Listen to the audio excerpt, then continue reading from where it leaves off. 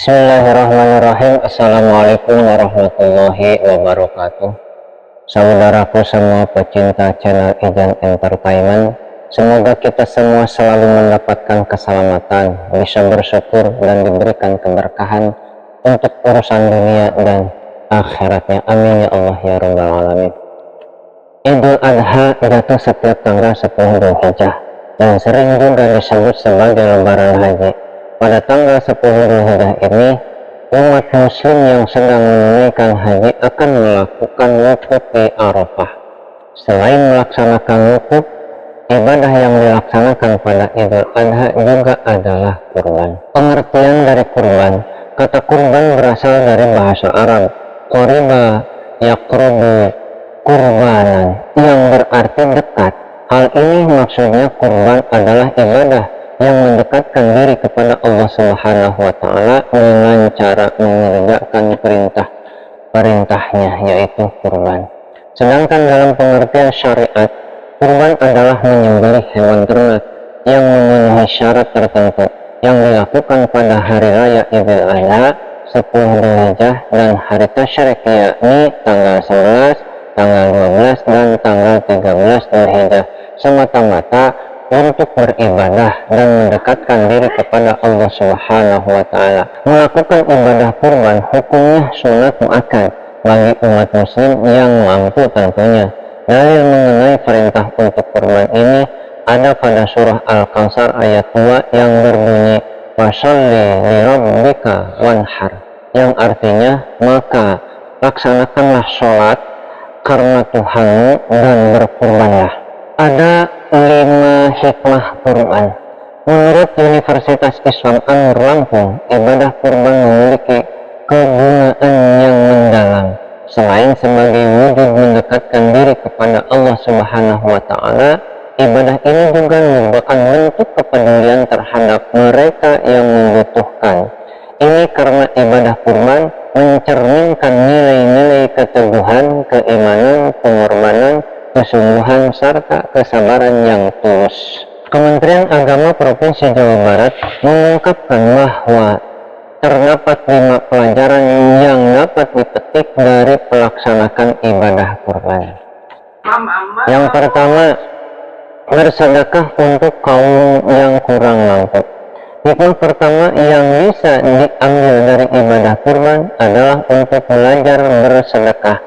Harta yang disedekahkan ini berarti harus dikurbankan dengan ikhlas, sesuai dengan sabda Rasulullah Shallallahu Alaihi Wasallam yang artinya infakkanlah hartamu, janganlah engkau menghitung-hitung, menyimpan tanpa mau mensedekahkan.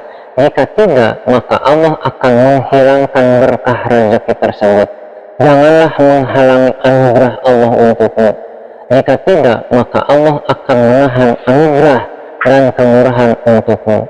Hadis riwayat Bukhari nomor 1433 dan Muslim nomor 129. Jadi dengan melakukan kurban ini, kita telah mengorbankan dan berbagi harta yang dimiliki.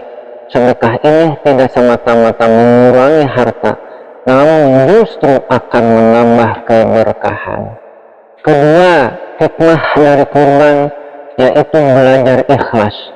Hikmah lainnya yang bisa diambil adalah belajar ikhlas dengan berkurban. Ibadah kurban ini menuntut keikhlasan dan ketakwaan untuk menggapai ridho dari Allah Subhanahu wa Ta'ala. Hal ini dicantumkan dalam firman-Nya pada surat Al-Hajj ayat 37. Bismillahirrahmanirrahim. La yanalallahu luhumaha wala dima'aha walakin yanaluhu at-taqwa minkum, yang artinya daging-daging unta itu dan darahnya itu sekali-kali tidak dapat mencapai keridhaan Allah, akan tetapi ketakwaan dari kamulah yang dapat mencapai ridho Allah Subhanahu wa Ta'ala. Surah Al-Hajj ayat 37. Nomor ketiga, hikmah dari berkurban adalah menjalankan tuntutan Nabi. Dalam pelaksanaan ibadah kurban terdapat peraturan dan persyaratan khusus yang harus dipatuhi. Tidak semua hewan dapat dijadikan kurban. Hewan yang memenuhi syarat sebagai kurban adalah hewan yang dalam keadaan sehat tanpa cacat dan telah mencapai usia yang dewasa. Hewan kurban harus memenuhi kriteria usia yang ditetapkan, yaitu hewan kambing minimal berusia 1 tahun dan sapi minimal 2 tahun. Proses penyembelihan hewan kurban juga harus sesuai dengan tata cara yang telah ditentukan, yaitu dilakukan setelah melaksanakan sholat Idul Adha. Bara bin Azib, seorang sahabat Nabi Muhammad SAW, menceritakan bahwa Rasulullah menyampaikan khutbah kepada para sahabat pada hari Idul Adha setelah menunaikan sholat Idul Adha. Beliau Shallallahu Alaihi Wasallam bersabda yang artinya, siapa yang salat seperti salat kami dan menyembelih kurban seperti kurban kami, maka ia telah mendapatkan pahala kurban. Barang siapa yang berkurban sebelum salat Idul Adha, maka itu hanyalah sembelihan yang sebelum salat dan tidak dianggap sebagai kurban. Abu Burdah yang merupakan paman dari Al-Bara bin Azib dari jalur ibunya berkata yang artinya, wahai Rasulullah, aku telah menyembelih kambingku sebelum salat Idul Adha. Aku tahu bahwa hari itu adalah hari untuk makan dan minum. Aku senang jika kambingku adalah binatang yang pertama kali disembelih di rumahku. Oleh karena itu aku menyembelihnya dan aku sarapan dengannya sebelum aku sholat Idul Adha.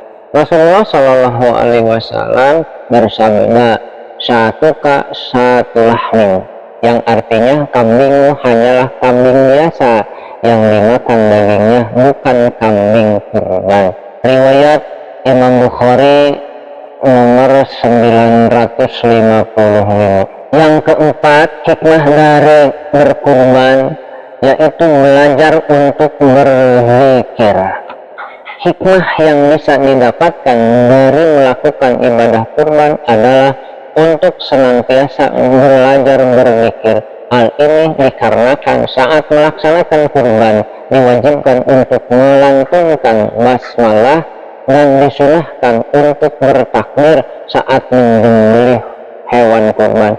Bahkan sunnah untuk melantunkan takbir ini telah diperintahkan sejak 10 hari pertama Dzulhijjah. Allah Subhanahu wa taala berfirman, wa yadhkuru smallahi fi ayyamin ma'lumat, dan supaya mereka menyebut nama Allah pada hari yang telah ditentukan.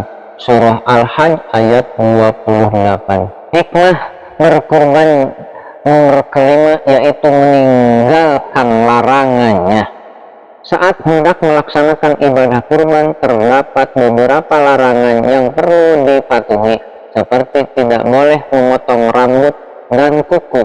Hal ini disampaikan dalam hadis riwayat Muslim yang artinya, jika kalian telah menyaksikan hilal Dzulhijjah, maksudnya telah memasuki 1 Dzulhijjah, dan kalian ingin berkurban, maka hendaklah shahidul kurban tidak memotong rambut dan kukunya.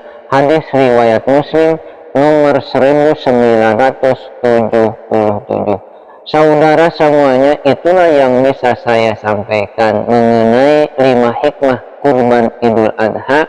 Kalau menurut saudara isi dari video ini bisa menginspirasi, silahkan like, komen, dan share ke teman-teman biar bangsa tercinta ini mendapatkan manfaatnya. Sekian dan terima kasih telah menyimak video ini.